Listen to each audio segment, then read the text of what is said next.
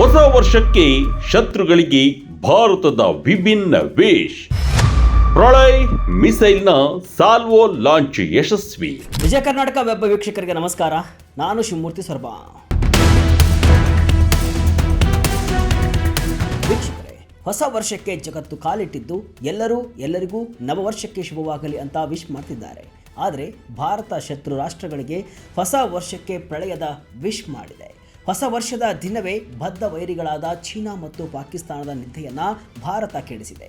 ಪ್ರಳಯಾಂತಕ ಪರೀಕ್ಷೆಯನ್ನು ಭಾರತ ಯಶಸ್ವಿಯಾಗಿ ಮಾಡಿ ಮುಗಿಸಿದ್ದು, ಒಡಿಶಾದ ಕರಾವಳಿಯಲ್ಲಿ ಅಬ್ಬರಿಸಿದ ಕ್ಷಿಪಣಿಗಳು ಭಾರತದ ಸಾರ್ವಭೌಮತ್ವದ ಶಕ್ತಿಯನ್ನು ಜಗತ್ತಿಗೆ ಸಾರಿವೆ. ವರ್ಷದ ಕೊನೆ ದಿನ DRDO ಪ್ರಳಯ್ ಕ್ಷಿಪಣಿಯ ಸಾಲ್ವೋ ಲಾಂಚ್ ಅನ್ನು ಅತ್ಯಂತ ಸಕ್ಸಸ್ಫುಲ್ ಆಗಿ ನಡೆಸಿದೆ.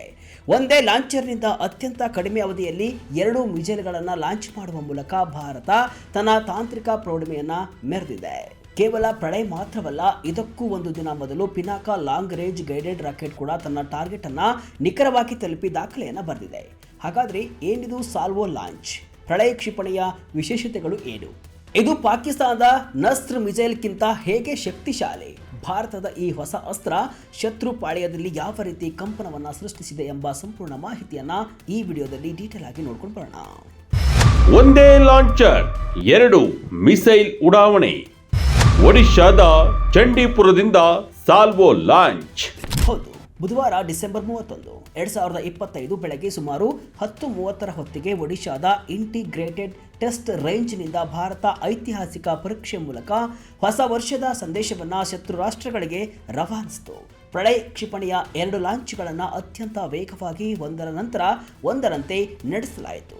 ರಕ್ಷಣಾ ಸಚಿವಾಲಯ ಪ್ರಕಾರ 2 ಕ್ಷಿಪಣಿಗಳು ನಿಗದಿಪಡಿಸಿದ ಪಥದಲ್ಲೇ ಸಾಗಿ ಟ್ರ್ಯಾಕಿಂಗ್ ಸೆನ್ಸಾರ್ಗಳು ನೀಡಿದ ಮಾಹಿತಿಯಂತೆ ಎಲ್ಲಾ ಟಾರ್ಗೆಟ್ಗಳನ್ನು ಸಕ್ಸಸ್ಫುಲ್ ಆಗಿ ಮಾಡಿ ಮುಗಿಸಿದೆ.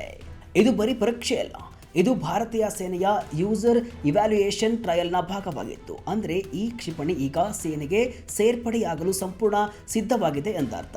ರಕ್ಷಣಾ ಸಚಿವ ರಾಜನಾಥ್ ಸಿಂಗ್ ಅವರು ಈ ಯಶಸ್ಸನ್ನು ಶ್ಲಾಘಿಸಿದ್ದು, ಪ್ರಳಯ ಕ್ಷಿಪಣಿಯ ವಿಶ್ವಾಸಾರ್ಹತೆ ಈಗ ಜಗತ್ತಿಗೆ ಗೊತ್ತಾಗಿದೆ ಅಂತ ಹೇಳಿದ್ದಾರೆ.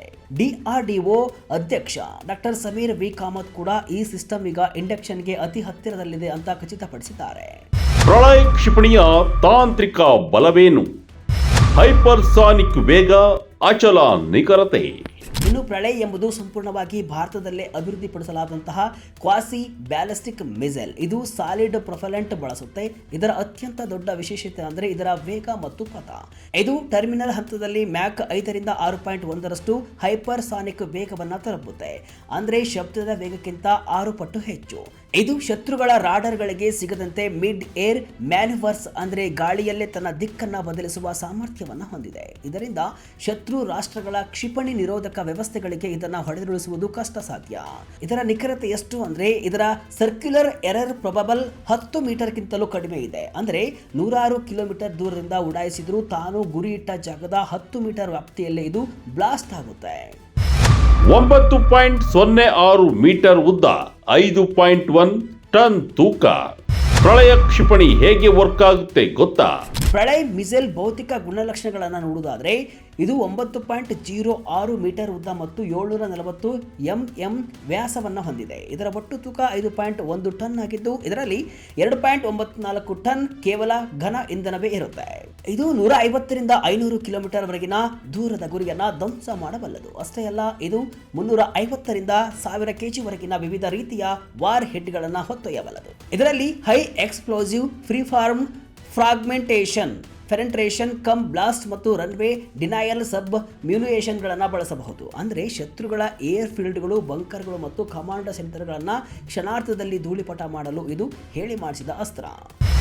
ಪಿನಾಕ ಲಾಂಗ್ ರೇಂಜ್ ರಾಕೆಟ್ ಅಬ್ಬರ.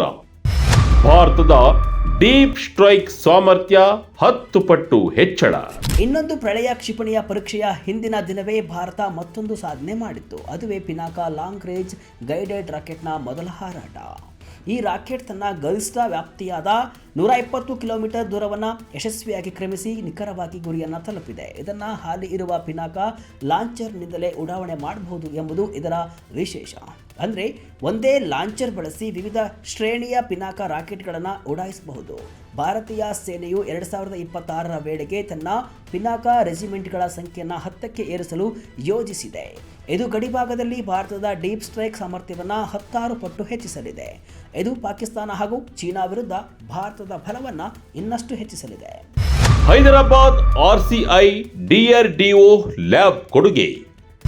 ಸಂಶೋಧನೆಯಿಂದ ಉತ್ಪಾದನೆಯವರೆಗೆ ಭಾರತದ ಮುದ್ರೆ. ಈ ಎರಡು ಅಸ್ತ್ರಗಳ ಹಿಂದೆ ಭಾರತದ ಅತ್ಯುತ್ತಮ ವಿಜ್ಞಾನಿಗಳ ಪರಿಶ್ರಮವಿದೆ.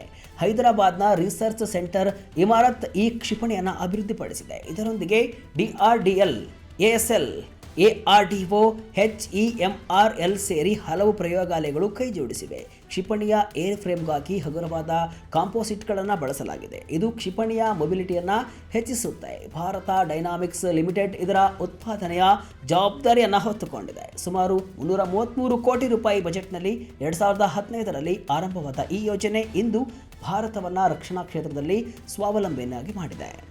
ಪಾಕಿಸ್ತಾನದ ನರ್ಸ್ ವರ್ಸಸ್ ಭಾರತದ ಪ್ರಳಯ.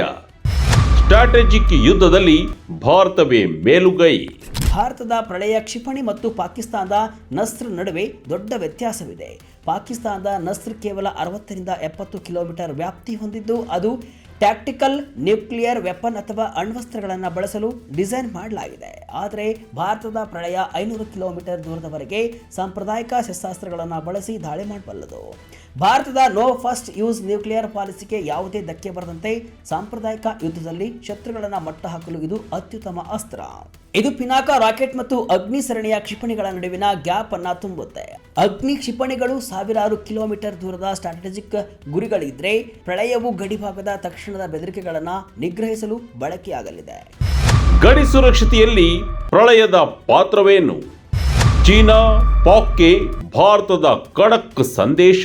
ಚೀನಾ ಮತ್ತು ಪಾಕಿಸ್ತಾನದ ಗಡಿಗಳಲ್ಲಿ ಭಾರತದ ರಕ್ಷಣಾ ವ್ಯೂಹವನ್ನು ಪ್ರಳಯ ಮತ್ತಷ್ಟು ಬಲಪಡಿಸಲಿದೆ. ಇದರ ರೋಡ್ ಮೊಬೈಲ್ ಲಾಂಚರ್ ವ್ಯವಸ್ಥೆಯಿಂದಾಗಿ ಇದನ್ನು ಎಲ್ಲಿಗೆ ಬೇಕಾದರೂ ಸುಲಭವಾಗಿ ಸ್ಥಳಾಂತರಿಸಬಹುದು. ಶತ್ರುಗಳ ರಾಡರ್ಗಳು ಪತ್ತೆ ಹಚ್ಚುವ ಮೊದಲೇ ದಾಳಿ ನಡೆಸಿ ಜಾಗ ಖಾಲಿ ಮಾಡುವ ಶೂಟ್ ಅಂಡ್ ಸ್ಕೂಟ್ ತಂತ್ರಕ್ಕೆ ಇದು ಹೇಳಿ ಮಾಡಿಸಿದಂತಿದೆ. ಅಡ್ವಾನ್ಸ್ಡ್ ಇನರ್ಷಿಯಲ್ ನ್ಯಾವಿಗೇಷನ್ ಮತ್ತು ರಾಡರ್ ಗೈಡೆನ್ಸ್ ವ್ಯವಸ್ಥೆಯು ಇದನ್ನು ಅತ್ಯಂತ ಡೆಡ್ಲಿ ವೆಪನ್ ಆಗಿ ಮಾಡಿದೆ. 2025ರ ಗಣರಾಜ್ಯೋತ್ಸವ ಪರೇಡ್ನಲ್ಲಿ ಪ್ರದರ್ಶನಗೊಂಡಿದ್ದ ಈ ಕ್ಷಿಪಣಿ ಈಗ ಯೂಸರ್ ಟ್ರಯಲ್ಸ್ ಮುಗಿಸಿ ಸಮರ ಸನ್ನದ್ಧವಾಗಿದೆ.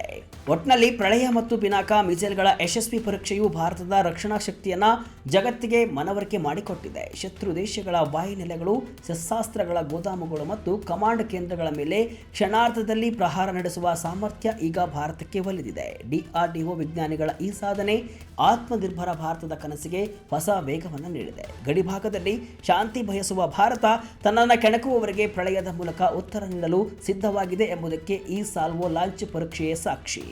ಏನೇ ಆಗಲಿ, ಹೊಸ ವರ್ಷಕ್ಕೆ ಶತ್ರುಗಳಿಗೆ ಪ್ರಳಯಾಂತಕ ವಿಶ್ ಮಾಡಿರುವಂತೂ ಭಾರತೀಯರಿಗೆ ಖುಷಿ ತಂದಿದೆ. ಇದಿಷ್ಟು ಇವತ್ತಿನ ವಿಶೇಷ.